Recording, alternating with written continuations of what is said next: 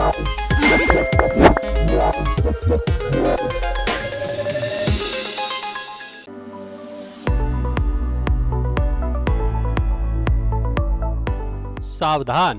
आ गए हैं फॉर्मूला गुरु।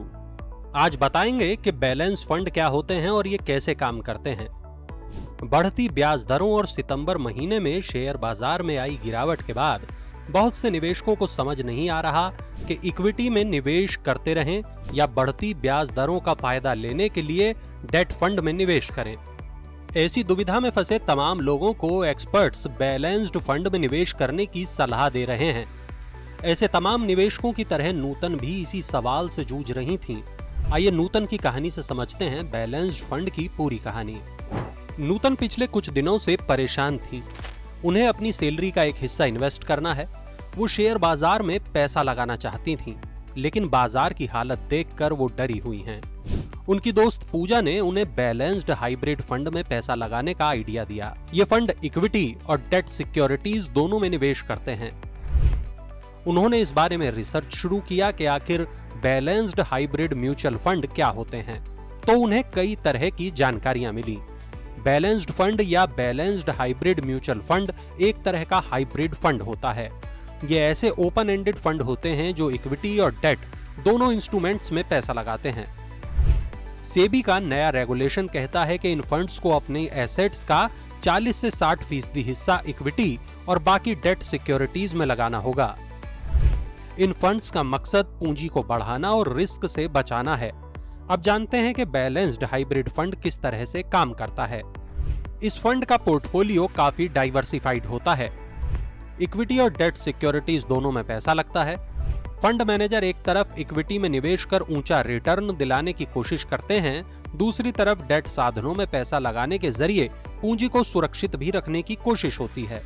किसी बैलेंस्ड फंड का इक्विटी एलोकेशन पूंजी में बढ़त का रास्ता बनाता है, जबकि डेट में हुआ आवंटन पूंजी को बचाए रखता है। इस तरह फंड में एक बैलेंस कायम रहता है। इस तरह के बैलेंस्ड एलोकेशन से आपको अपने पोर्टफोलियो को डाइवर्सिफाई करने में मदद मिलती है और आपको खुद अलग अलग एसेट क्लास में आवंटन नहीं करना पड़ता। क्या मौजूदा बाजार में इन फंड्स में पैसा लगाना चाहिए? एक्सपर्ट्स कहते हैं कि बैलेंस्ड हाइब्रिड फंड ऐसे निवेशकों के लिए ठीक नहीं है जो इक्विटी यानी शेयरों में एक्सपोजर नहीं चाहते, क्योंकि ऐसे फंड इक्विटी और डेट दोनों में निवेश करते हैं। अगर कोई निवेशक सिर्फ ये चाहता है कि उसकी पूंजी बची रहे तो पूरी तरह से कंजर्वेटिव डेट फंड में निवेश कर सकता है, यानी ऐसे फंड जिनमें निवेश का बड़ा हिस्सा डेट में हो।